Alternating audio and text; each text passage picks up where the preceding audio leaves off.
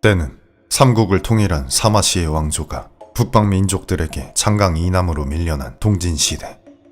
동진은 티베트계가 세운 전진과 대립 중이었다. 전진의 맹공에 동진은 거의 멸망에 이르러 중국 땅 전체는 전진의 손아귀에 들어가기 직전에 이르렀다. 하지만 비수대전에서의 기적적인 승리로 동진은 전진의 대군을 괴멸시키고 기사회생하였다. 이로써 동진은 위태롭게나마 수십 년 명맥을 이어갈 수 있었지만 이는 곧 전란의 시대의 수명 또한 더 이어졌다는 것과 같은 의미이기도 했다. 그렇게 서로 죽고 죽이는 위진남북조 시대는 589년 수나라가 통일할 때까지 200년이나 더 이어졌다. 이 혼란스러운 시기, 무릉 땅에 어부 한 사람이 있었다. 그는 어지러운 세상에 관심을 끄는 채 고기잡이로 살아가는 사람이었다. 창칼 부딪히는 소리가 하루도 끊이질 않는구나. 하루는 그가 고기를 잡으러 강에 나왔는데 유난히도 다른 배들이 보이지 않았다. 하지만 운이 좋다 생각하던 것도 잠시 강을 타고 올라가던 중 그는 믿을 수 없는 광경을 마주했다. 상류에서 피처럼 붉은 물이 흘러내려오는 것이었다. 그 붉은 빛은 비단 색깔만이 아니었다.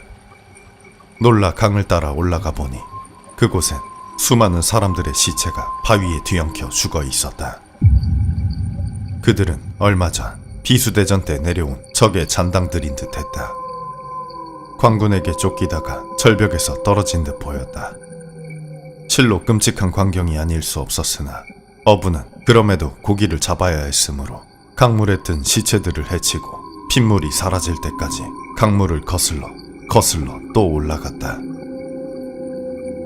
어부는 아까 본 참담한 광경이 계속해서 눈앞에 아른거렸다. 아무리 적이라지만 그런 광경을 보는 것이 마음 편할 리 없었다. 바위를 볼 때마다 아까의 광경이 떠오르니 어부는 눈을 질끈 감은 채 노만을 저었다. 그런데 얼마나 흘렀을까? 그의 얼굴에 무언가 날아와 붙는 것이 느껴졌다. 눈을 떠보니 이는 웬 꽃잎이었다. 그의 앞에는 복숭아 꽃잎이 눈처럼 흩날리고 있었다.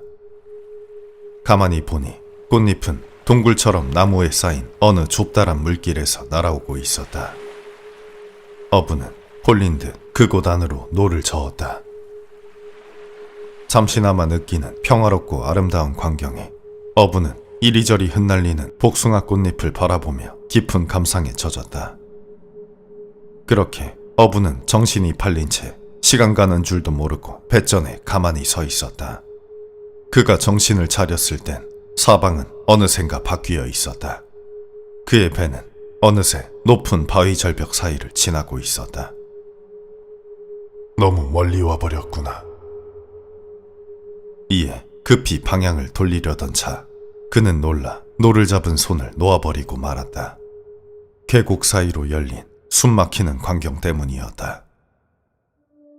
계곡 끝에는 끝없이 펼쳐진 복숭아 꽃밭이 펼쳐져 있었다.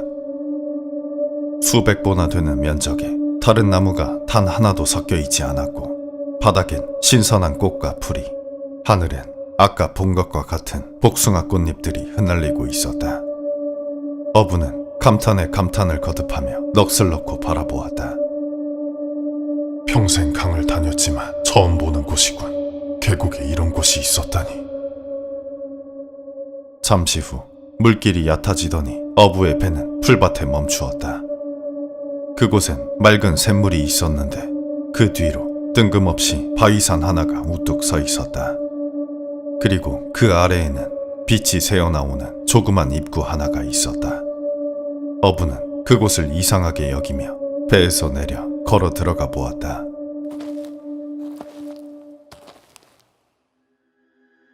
동굴은 겨우 한 사람이 지나갈 정도로 좁았다. 수십 보를 걸어 들어가니 양쪽 벽이 사라지며 어부의 시야에 환한 광경이 드러났다. 넓고 평평한 땅 위에 세워진 반듯한 집들, 기름진 옥토와 아름다운 연못, 그리고 복숭아 나무 외로도 뽕나무와 대나무들이 자라고 있는 실로 아름다운 광경이 아닐 수 없었다.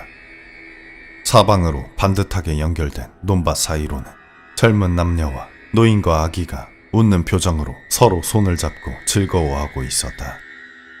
밖에서는 보기 힘든 수심 한 점 찾아볼 수 없는 평화로운 광경에 어부는 홀린 듯 사람들이 있는 곳으로 걸어갔다. 그러자 즐거워하던 그곳 사람들은 놀라 걸음을 멈추곤 어부에게 몰려들었다. 길을 따라오다 보니 이곳까지 이르게 되었습니다. 이곳은 어디입니까? 어부가 물었으나 사람들은 아무런 말이 없었다. 그들은 어부를 어느 집으로 데려갔다. 그러곤 닭을 잡아 식사를 내어주고 술상 또한 내어주었는데 이는 어부가 난생 처음 먹어보는 산의 진미들이었다. 그곳은 서로 뺏고 뺏기는 바깥 세상과 달리 매우 풍족한 듯했다. 먼 길을 왔던 어부는 정신없이 음식을 입에 넣었고 다 먹을 쯤이 되자 방 안은 어느새 사람들로 가득 들어 차 있었다.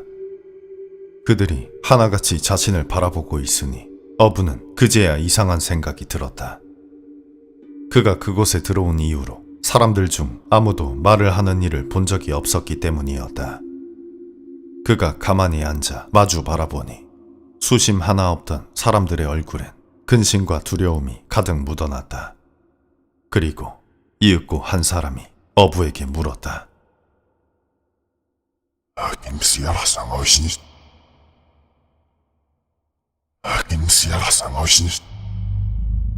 얼핏 관중의 말 같았으나 전혀 알아들을 수 없었다.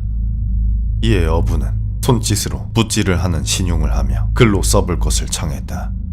그러자 말하던 사람은 긴장한 듯 떨리는 손으로 바닥에 글씨를 써내려가기 시작했다. 그리고 그것을 본 어부는 깜짝 놀라고 말았다. 진시황은 살아있습니까?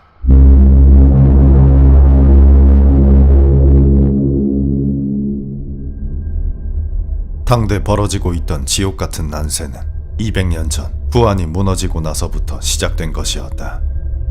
그리고 진시황은 그 한 나라가 있기 400년 전, 그러니까 그로부터 600년 전에 죽은 사람이었다.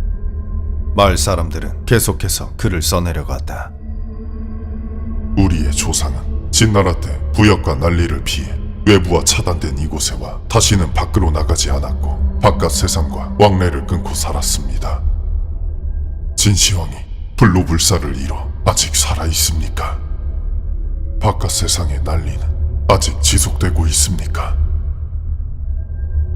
그들은 진나라 멸망 후 세워진 한나라도 몰랐고 삼국시대며 위나라와 진나라 또한 전혀 알지 못했다. 어부는 지나간 역사 이야기를 바닥에 써내려갔다.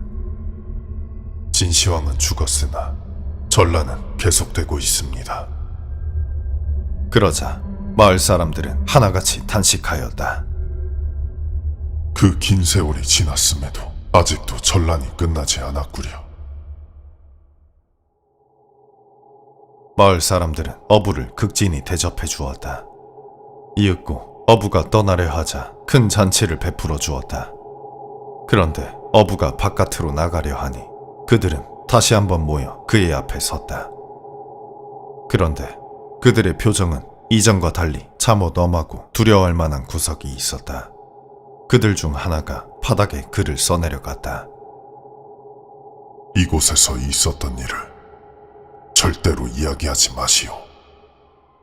어부가 놀라 바라보니 그들은 어제는 보지 못했던 사나운 눈을 하고 있었다. 떠나는 것은 말리지 않으나 이제 앞으론 아무도 이곳에 들어올 수 없을 것이오. 그들과 약조를 하고선 바위산 밖으로 나온 어부는 배를 대어놓은 곳에 이르러 다시 노를 집었다. 그리고 뒤를 돌아 마을 사람들이 없는 것을 확인하곤 배를 움직이며 곳곳에 표시를 하기 시작했다. 세상이 더 어지러워지면 이곳으로 올 때가 있을지도 모른다. 이후 세상은 여전히 어지러웠다. 나라 안으로도 밖으로도 혼란스럽기 그지없었고 나라 안팎의 위정자들은 모두 백성의 살과 피를 원하고 있었다.